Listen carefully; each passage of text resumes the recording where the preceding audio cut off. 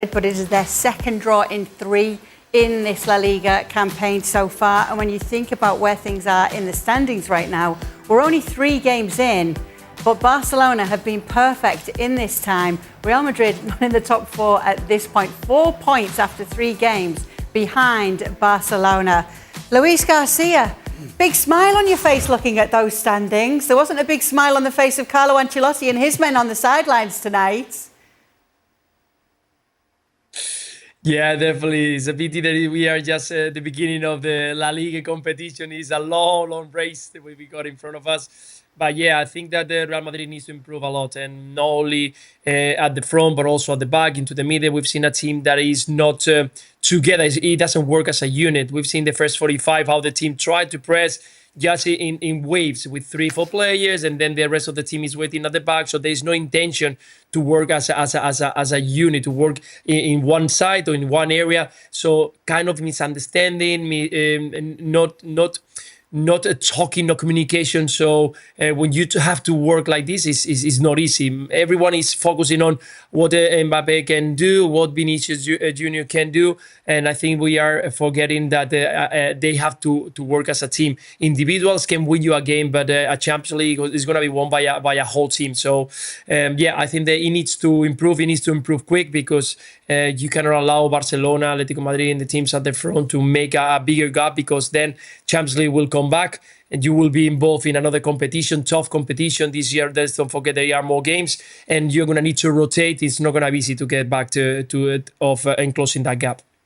What's wrong with them right now, Real Madrid? What's going wrong for them? Is it are some of the players tired from the Euros and what we've seen in the summer? Are they not adapting well? They had the appetite in the first half. The first half of this game, they had the appetite to play in this game about as much as I've had the last 24 hours for this Champions League draw in new format. And that's saying something, right? They looked as disinterested. There was no speed to the play with the ball. There was no grafting and trying to... As soon as Las Palmas won the ball, there was no... You know when the teams say now, some of these best teams... And Real Madrid, obviously, last year were the best team in Europe and the best team in Spain. But we talk about a lot of teams, particularly in England. When they don't have the ball, they try and win it back as quickly as they can, and then the pressure again. Thinking about Man City, Arsenal have been like it, and others, Liverpool. But there's no intensity. There was no,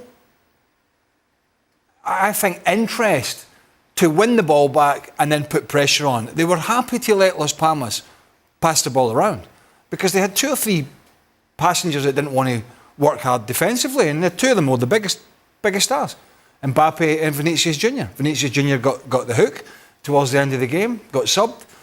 Mbappe got a little better in the second half. I mean, it was a low bar, but it was as disjointed and as sluggish as Mallorca was, as Valladolid was at home until Valverde scored the free kick.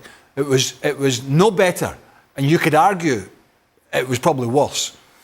So, Ancelotti said after the Mallorca game, he was very frank in his media interview. He said, "Not good enough, not good enough," and I'm interested to know what he's going to say in the next 24 hours about this, because that was very poor. He's got to be saying that again, hasn't he? Not good enough? You can't say anything other than that. I mean, it's one thing not to win games, but it's another thing to be Real Madrid and not even deserve to win the game and not even create opportunities. I mean, the question you asked is what's the problem? I mean, it's so much easier to say what's going right, because you could be here all day talking about what's going wrong. Defensively, that's a horrible goal to lose. Militao was as bad defensively tonight as Mbappe was going forward. The middle of the park didn't dominate anything for any period of time, and the front line looked as though it had just been thrown together. I mean, there's been no cohesion on this team from back, middle to front since the league started back up. And Ancelotti's got a tough job to get it going. And if your only problem was cohesion, then that's a lot easier. But when you're adding appetite for the game, that's a problem. You know, it's just every which way you want to look at this team right now, there's a problem in every department, basically. How do they stop this being a problem then? They've got another match day, Luis, before the international break comes. How do they make sure that they put out a good image in that one to go into the break on a high? Because this is not a good start. And as you know, we're already seeing the press saying things, questioning when goals are coming. They need a big result at the weekend. How are they going to get it?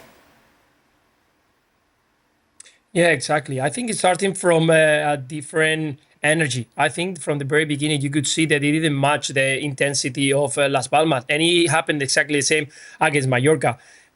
I think that we said many times that talent don't win games if hard work is doing the right thing.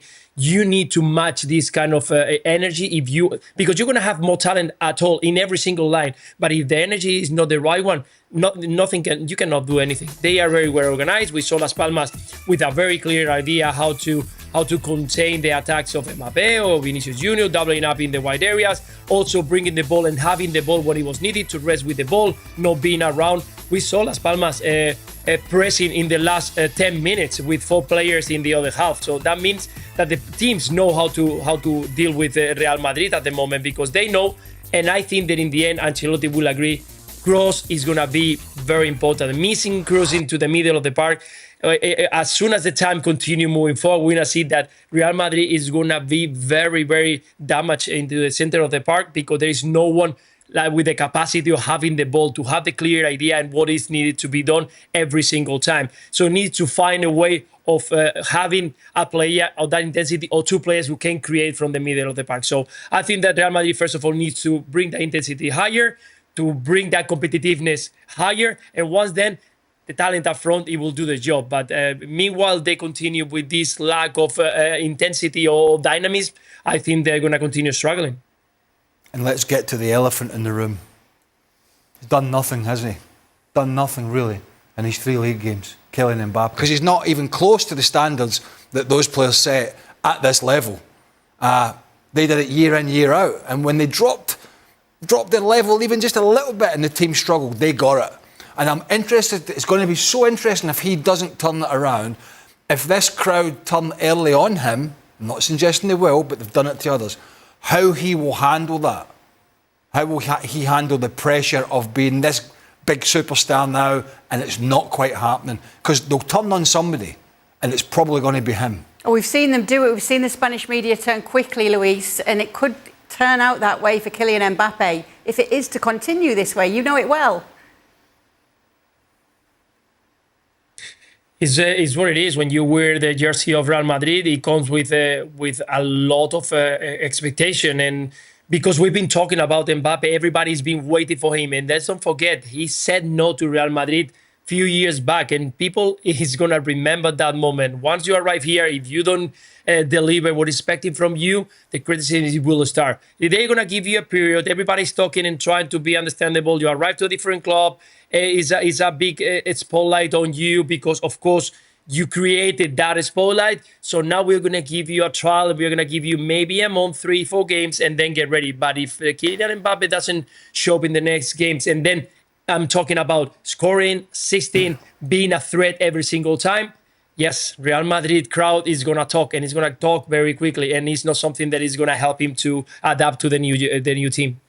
Might it have been easier for him to come into this side had they been struggling more, if they had more to win? You know that he's come into a side where all these guys know they were already winning without him. Has that made it more difficult for him? No, I don't think so. No. I mean, nobody wants to go in. Nobody wants to go into any team, regardless of what position you play, in a team that's struggling, just to make yourself. But I say struggling by their standards, I suppose, because then he could be seen as the saviour in his eyes. Listen, at the end of the day, what he has to do is get back to basics. You know, we've just shown a little montage there of what happened today. You talk about making the wrong decision at the wrong time, and he did it. Other than the one strike he got on Silesen that went straight at Silesen, he was taking shots when he shouldn't have done. He had too many players around him. The shot wasn't on, but yet he still tried it. Now, when you're playing for Real Madrid and you've got Vinny and Rodrigo either side of you, the second half in particular, if you've got 3 players on you, get your head up and pick the right pass. That's not what he's doing. He certainly wasn't doing that in that montage. It was him. He wants to get his goal. And by hell or high water, he's going to do that, regardless of whether somebody else is in a better position. Because he wasn't looking for anybody in a better position. Right now, his focus is on him. And my opinion would be, get the focus off yourself and just play as part of the team. Because if you do that, everything will fall into place. The more he tries to make it a one-man band, the harder it's going to get. But is he doing that because he feels the pressure on him already, that he's trying to make it happen I would suggest so, for himself? yeah. I mean, I've never seen him making so many bad decisions in one game as he did today. That has to be down to a little bit of anxiety. And as I said, he better go over that, because his anxiety is beginning to spread to everybody else on that team. Well, let's be honest, he's in with the big boys now, isn't he? And I don't mean that he's won a World Cup with France, but he was at PSG and you know, being honest, Champions League apart, or whether you live in France, nobody really gives two hoots what PSG do outside of Paris and one or two other places. And, you know, we look at him in the Champions League, and that's where we kind of judge him for that reason. And now he's front and centre probably twice a week, you know, and that's the do and die at this club. You know, you're either going to be a superstar there, or you're going to morph back into mediocrity, which I don't expect he's going to do. But I mean, he's still. He has to go out. He's not in France now. He's not getting pampered. He's not getting mollycoddled. He's in Madrid, and it's a burning fire of people just want results, right? He has to work harder than he's ever worked. He has to run faster. He has to tackle harder, and he has to be a better teammate than he's ever been. And on top of that, he's going to have to produce moments of magic that are getting people off their backsides. He's going to have to do all of that. And I suggest he starts by working a lot harder than he's doing, right? Because what he did in France isn't going to be good enough in terms of work rate for what he needs at Real Madrid. And that's a starting point for your teammates. If you want respect from your teammates, you've got to make them look at you and say, look at that guy. Look at him. He's working his socks off. He's closing people down. He's helping me out. He's been a great teammate. That's what it has to be. And I think he's always struggled in that department because it has always been about him. But I think at Real Madrid, he's going to have to be more than just worrying about himself. He's going to have to think about the sum of all the parts and how they get the best out of it. And at the moment, not him alone, but he's not doing that particularly well. When they were given a penalty, Luis, did you wonder who was going to step up and take it? Did you think we might have seen Mbappe? Yeah, at some point I thought about it. I was expecting maybe Mbappe to step forward, or at least someone say, listen, you take it, and we want you to take that pressure off your back. Same question to you. I'm done with him already. Done with him today. Did you wonder? I feel like people might be watching this saying, oh, you're picking on him a little bit. It's not that. He's, as Luis said, he's put himself in this position. He had 2 years flapping around. He gave Florentino Perez a big custard pie a couple of years ago. Oh, I'm staying here. It's a project in Paris. What utter nonsense. So he brought this pressure by people who have just been, Madrid fans in particular, just been hanging on, waiting. When's he coming? When's he coming? And now he's here. There's a lot of superstars in this team, and Vinicius Junior he scored the penalty. He's not had the best start to the season, right? Jude Bellingham's injured. We had Luka Modric come in today to offer control in the middle of the park, and as Stuart Robson said, he just did not have a very good game. Maybe age is catching up with him as well. It's not easy. So there are lots of other factors. But, you know, if Cristiano Ronaldo was still playing at Real Madrid and playing like this, would that be our number one person to talk about? And Kylian Mbappe is now that incumbent person, so he is now that person to talk about. And in some sense, he's put himself in that position. And in no surprise, we always talk about keep your mouth shut and just do it. Then you can talk. Once you've done it, you can talk.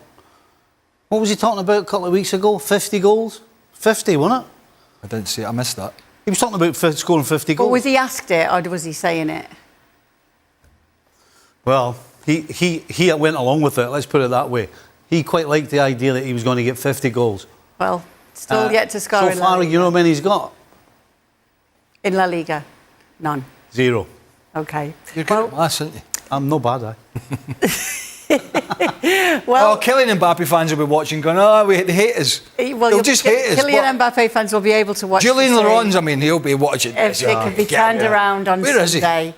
I don't know. He's hiding. It's 3 times we could have had Julian Laurens. Luis on. Garcia was very happy to come on tonight and help us talk Scalding. about problems with Real Madrid and his what's smile, going look at on. his smile on I know. Luis's face. You Barcelona can top. make sure to catch more La Liga action this weekend and see if Real Madrid can turn things around when they take on Real Betis on Sunday. Barcelona riding high at the top of the table right now. They kick off the round against Real Valladolid. And Atleti will need to do better when they take on Athletic Club. It's not going to be easy there, though. All of these games available on ESPN+.